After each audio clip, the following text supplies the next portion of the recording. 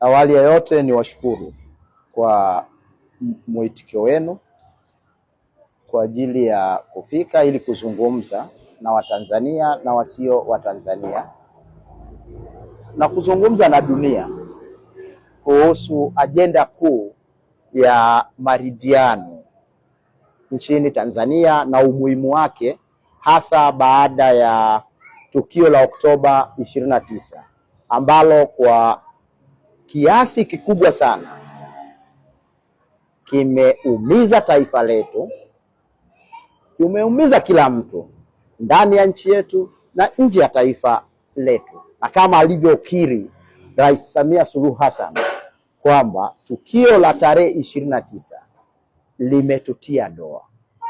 Sasa kama taifa tumejitia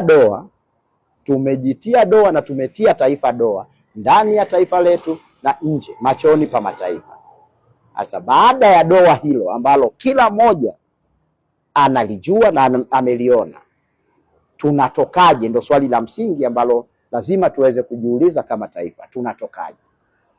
Na mimi kwangu, kama moja ya watu ambao wako katika kamati ya hiari ya kusukuma maridhiano katika taifa letu, kama sehemu ya raia na juhudi za watu mbalimbali kuweza kusukuma maridhiano, roho ya maridhiano na umuhimu wake, nimeona nizungumze nanyi leo kuhusu umuhimu wa taifa letu kupona kutoka hapa na kwenda ambako ni eneo salama.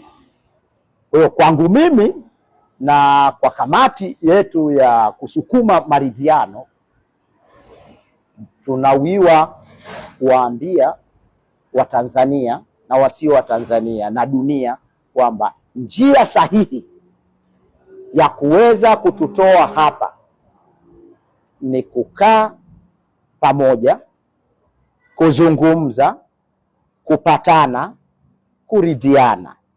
Na kwenye maridhiano kuna kuwajibika, kuwajibishwa na kuwajibishana. Kwa tunapozungumza katika dhana hiyo ya maridhiano, mtu asidhani kwamba tunakwepa jukumu la kuweza kuwajibishana, kuwajibika na kuwajibishwa. Maridhiano, dhana ya maridhiano ni lazima ukweli usemwe, uwajibikaji ufanyike na haki zipatikane.